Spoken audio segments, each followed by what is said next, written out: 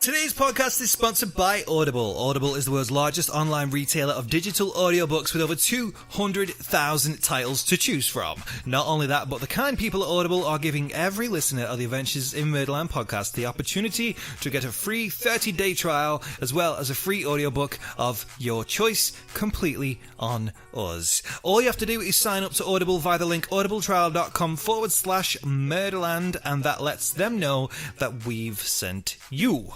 That link, once again, for a free 30-day trial is audibletrial.com/Murderland, and don't forget to get your free audiobook on us. Now, let's get to the podcast. Jumper systems are offline. They're coming to get you, Barbara. He's alive! We all go a little mad sometimes. Meddling kid. Trace the call. It's coming from inside the Be house. afraid. Be very afraid.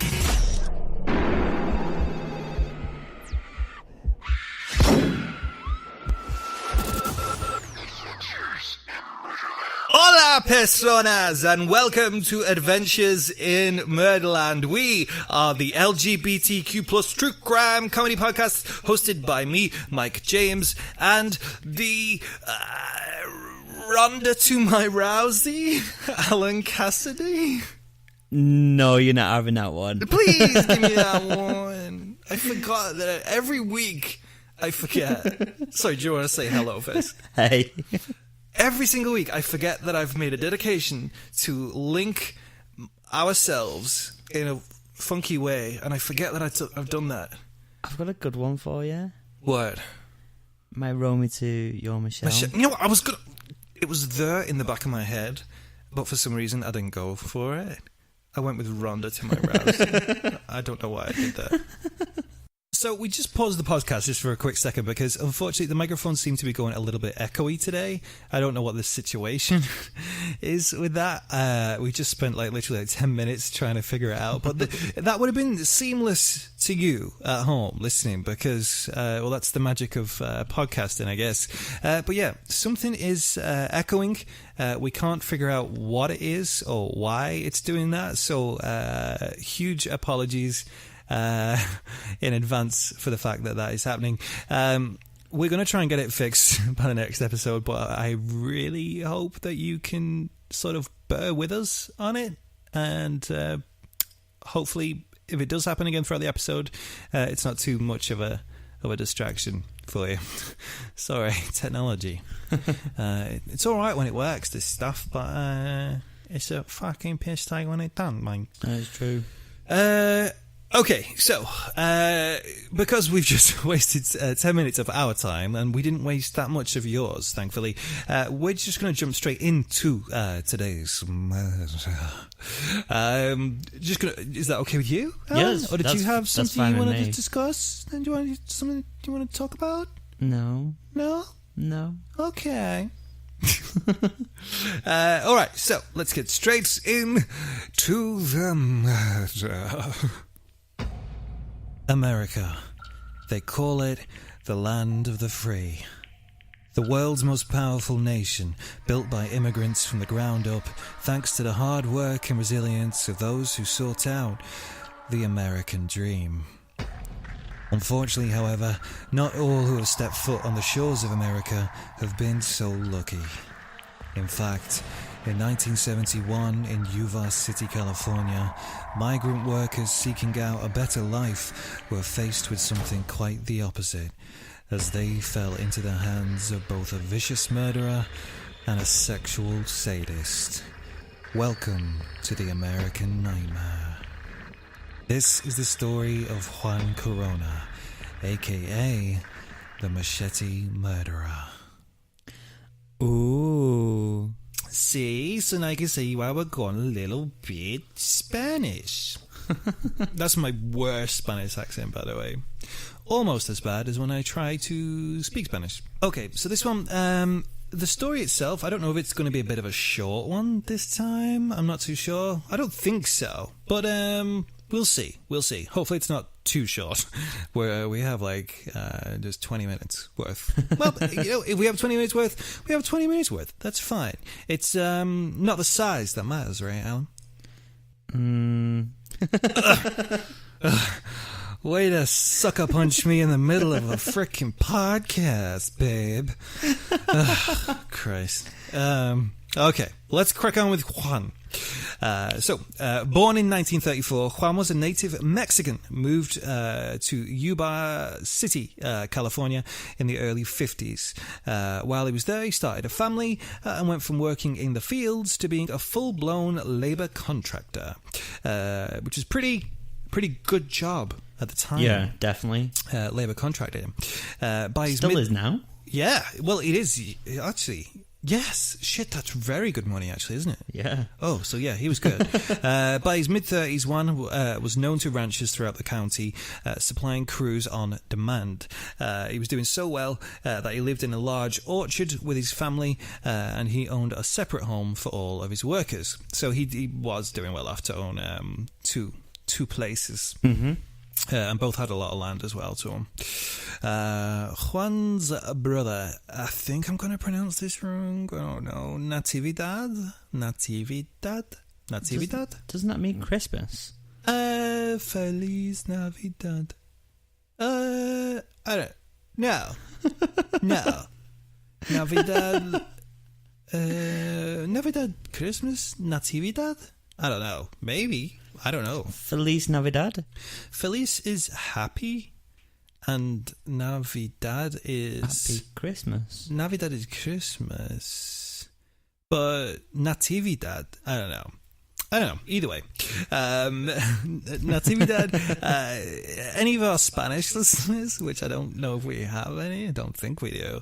But if you are, let us know. Natividad, does that mean Christmas? Maybe. Natividad, he was openly gay.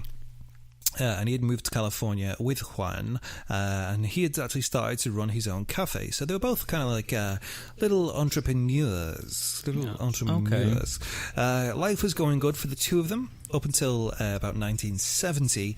While working in the cafe, Natividad allegedly took a machete to a young man's scalp.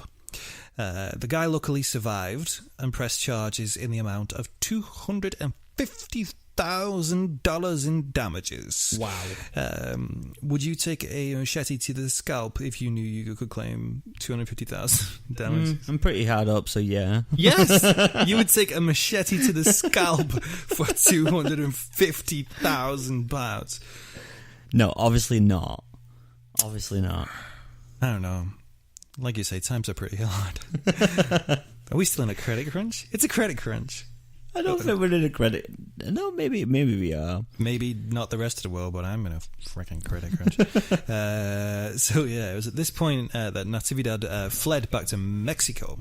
Mexico. No, I shouldn't say that. I don't know what's culturally insensitive or not, but I love the Spanish people. I love Mexican people. So, I have the uttermost affection for the Spanish and Mexicans.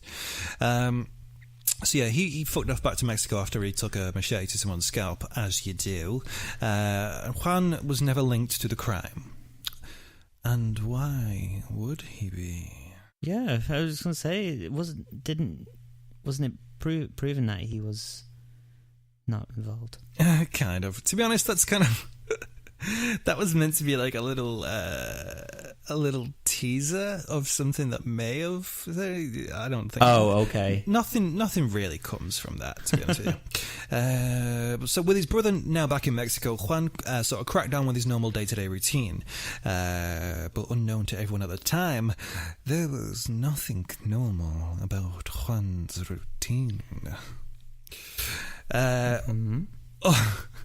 I'm giving you lots of little cliffhangery goodness now, aren't I? You really are. Unfortunately, darling, I don't think I'm going to be able to sort of fulfill most of these little cliffhangers. Almost a year after the incident at the cafe on May 19th, 1971, a Japanese landowner named Goro Kagahiro, again, probably pronounced that terribly, he had hired Juan to arrange the labour for his farm around the place, so he had sort of got him to get his boys in. And Goro found a large hole between two of the trees on his land. He asked the nearest worker about it, but he just sort of shrugged it off. Didn't know and didn't really care, to be honest with you. After all, it was a farm, and there are holes dug all the time. The next day, however, the landowner discovered the hole had been filled in, seemingly overnight. This particular farmer was a lot more attentive than most, you might find, and he wanted to know every detail of what was going on his property, and this whole situation made him very suspicious. What happened to my voice? Suspicious. So, the farmer called the police and had them check out the hole. He was actually thinking someone had possibly just trespassed on the property, and maybe they dumped some shit on his land without him knowing. Okay.